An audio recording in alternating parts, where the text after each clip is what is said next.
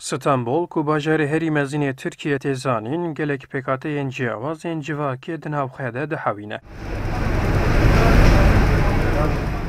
Bajarê ku li gorî amarên fermî 16 milyon kes lêdî jî û wekî navenda aboriya Tirkiye tê zanîn, mazûvaniya dewlemendên wî welatê dike û di heman demê de bûye mala bi sed hezaran feqîran jî.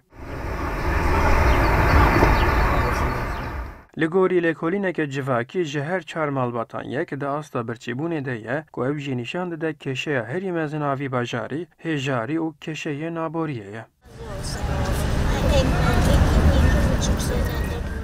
Ben 15 yaşından beri yapıyorum taksi. Ez ji 15 saliya xwe vir de dixebitim. Min karê ajokarî kir, li bazaran zebze firot. Niha 84 salî me, bêkesim û li malê bi destê xwe destmal, gore, çente çê dikim. û hemûyan li ser pişta xwe bar dikim, tînim vê meydanê difroşim. Geçimimi bundan sağlıyorum. Bînaz Öztürk Alevî bajarê mezin tena serê xwe de jî ji bo berdewamiya jiyana xwe tevî halê xwe yê pîr, her roj ji mala xwe derdikeve û tiştên bi destê xwe çê dike, li ser kolan û meydanan difiroşe. Ew dibêje zehmetî dikeşîne, lê weke din çareyeke wê nîne.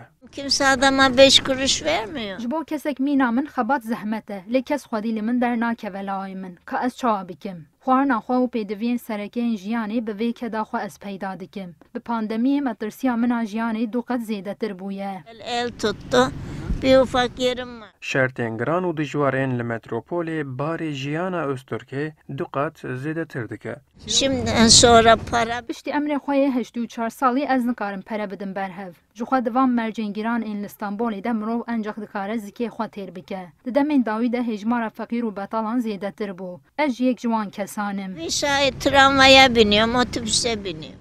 Piştî belavbûna wîrusa koronayê rewşa aboriya niştecihên metropolan gelekî xerabtir bû, gelek kes ji ber peydanekirina kar bajêr bi cih hiştin û berê xwe dan bajarê ku lê ji dayîk bûne.